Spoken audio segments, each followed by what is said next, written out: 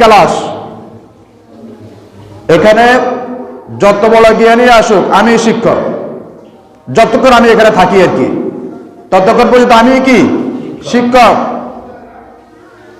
কারণ ওয়াজ এখন আমাদের কাজে লাগে না, এখন শিক্ষকতা করতে হবে আপনাদের সাথে। সর্বশেষ কথা ছিল একজন রোজাদারকে ইফতারি করানো। কি করানো? ইফতারি করানো। আল্লাহ রাসূল সাল্লাল্লাহু আলাইহি ওয়াসাল্লাম বলেন, ইউতিল্লাহু হাযা সাওয়াব মান ফাত্তারা সাইমান আলা মাযকাতি লাবারিন আও তামরাতিন আও শারবাতিন মিম্মা। আমরা গত জুমায় কথাটা বলছি, আরেকবার আপনাদের সামনে কথাটা বলতেছি। রাসূল আকরাম সাল্লাল্লাহু আলাইহি ওয়াসাল্লামকে সাহাবায়ে কেরাম জিজ্ঞাসা করেন, ইয়া রাসূলুল্লাহ, ইয়া হাবিবাল্লাহ, ওগো নবী, আমরা তো আমাদের পার্শ্ববর্তী বাইকে একজন রোজাদার বাইকে চাইলেও তো পরিপূর্ণ চাহিদা পূর্ণ করিয়া খাওয়ানো সম্ভব না।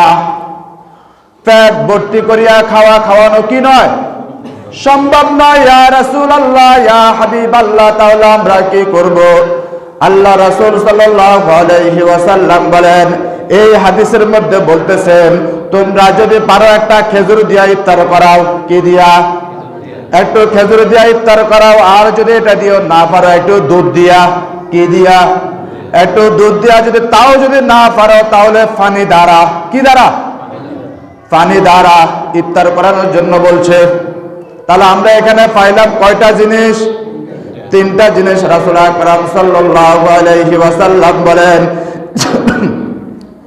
যেই ব্যক্তি আমার একজন রোজাদারকে ইফতার করাইলো, আমার আল্লাহ পাক রব্বুল আলামিন তার আমলনামায় একটা কবুল ওয়ালা রোজার সওয়াব তার আমলনামায় দিয়ে দিবেন। সুবহানাল্লাহ। এই ক্ষেত্রে আরেকটা কথা আপনাদের সামনে বলে দিই, মাহে রমজানের বাহিরে এবং মাহে রমজানের ভিতরে আপনি যদি একজন বেনামাজিকে, কাকে? বেনামাজিকে যদি আপনি নামাজ আনতে পারেন, আপনার মাধ্যমে যদি একজন ব্যক্তি নামাজিওয়ালা হয়, কি হয়? নামাজিওয়ালা হয়, নামাজ পড়ে এক ওয়াক্ত। কয় ওয়াক্ত? এক ওয়াক্ত নামাজ পড়ে। আমার আল্লাহ পাক রব্বুল আলামিন তার হাবিবের মাধ্যমে সারা দুনিয়ার মানুষকে শিক্ষা দিতেছেন, ওই ব্যক্তি যে আপনার ডাকের মাধ্যমে, আপনার আহ্বানের মাধ্যমে যে নামাজ পড়লো, তার নামাজ কবুল হয়েছে কি হয় না সেটা দেখার বিষয় না, আপনি যে তাকে আহ্বান করেছেন। এজন্য আমার আল্লাহ পাক রব্বুল আলামিন আপনার আমলনামায় এক ওয়াক্ত নামাজ কবুলওয়ালা নামাজের সওয়াব আপনার আমলনামায় দিয়ে দিবে। কি ওয়ালা নামাজ? কবুলওয়ালা নামাজ। আমি আর আপনি যে 30 বছর 40 বছর নামাজ পড়তেছি, আপনার আমার নামাজ কবুল হইতেছে কি হইতেছে না এটার কোনো কি নাই, গ্যারান্টি নাই। কিন্তু রাসূল আকরাম সাল্লাল্লাহু আলাইহি ওয়াসাল্লাম গ্যারান্টি দিচ্ছেন, আপনি যদি একজন মানুষকে নামাজের দিকে আমি যদি এক ওয়াক্ত নামাজ পড়াইতে পারেন, এই এক ওয়াক্ত নামাজের কবুলওয়ালা সওয়াব আপনার আমলনামায় দিয়ে দিবেন। সুবহানাল্লাহ। দাওয়াতি কাজ করবেন তো ইনশাআল্লাহ? সম্মানিত হাজিরিন, এবারে দেখেন আল্লাহ রাসূল সাল্লাল্লাহু আলাইহি ওয়াসাল্লাম তারপরের হাদিসের মধ্যে কি বলেন, ওয়ামান আশবা সাইবান সিকাহুল্লাহু মিন হাউদি শারবাতান লা ইয়াজমান হাত্তা ইয়াদখুলাল জান্নাহ। রাসূল আকরাম সাল্লাল্লাহু আলাইহি ওয়াসাল্লাম হাদিসে ফরমান, এতক্ষণ পর্যন্ত তো বলছি সামান্য খেজুর দ্বারা পারো, দুধ দ্বারা পারো, পানি দ্বারা পারো ইফতার করাও, পুরা হাত ভরে খাবার কথা কইন। কি কথা কইন?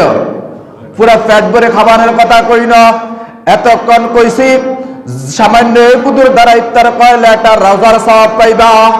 কিন্তু এখনকার হাদিসের মধ্যে রাসূল আকরাম সাল্লাল্লাহু আলাইহি ওয়াসাল্লাম বলেন, আপনি যদি আপনার একজন রোজাদার ভাইকে, কাকে?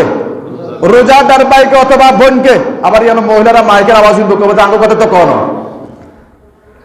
রোজাদার ভাইকে অথবা বোনকে অথবা আত্মীয় স্বজনকে, নারী এবং পুরুষ যেই হোক, আপনি যদি একজনকে মাহে রমজানের রোজা রাখা অবস্থায় যদি পরিপূর্ণতার চাহিদা মিটাইয়া যদি ইফতারি করান, চাহিদা মিটাইয়া যদি তার আপনি খাওয়ান, তার তৃপ্তি পরিমাণ যদি খাওয়ান, আল্লাহ রাসূল সাল্লাল্লাহু আলাইহি ওয়াসাল্লাম হাদিসে ফরমান, আমার আল্লাহ পাক রব্বুল আলামিন এই ইফতারের বিনিময় আপনাকে হাউজে কাউসারের পানি উন্মুক্ত করিয়া দিবেন।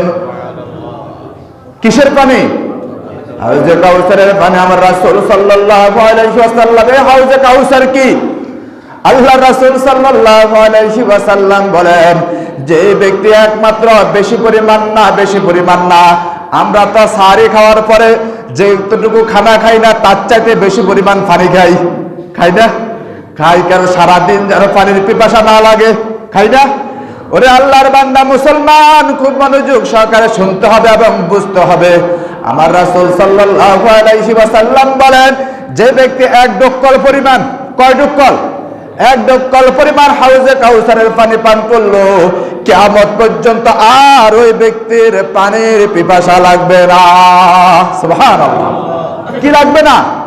পানির পিপাসা লাগবে না। এখন আমরা তো কৃপণতা করি, কি করি ভাই?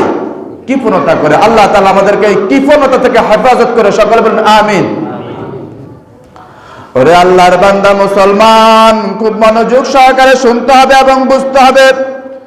আল্লাহ রাসূল সাল্লাল্লাহু আলাইহি ওয়াসাল্লাম আরেকটি হাদিসের মধ্যে বলেন, আহুয়া শারুন আউয়ালাহু রাহমাতুন আওসাতুন মাগফিরাতুহু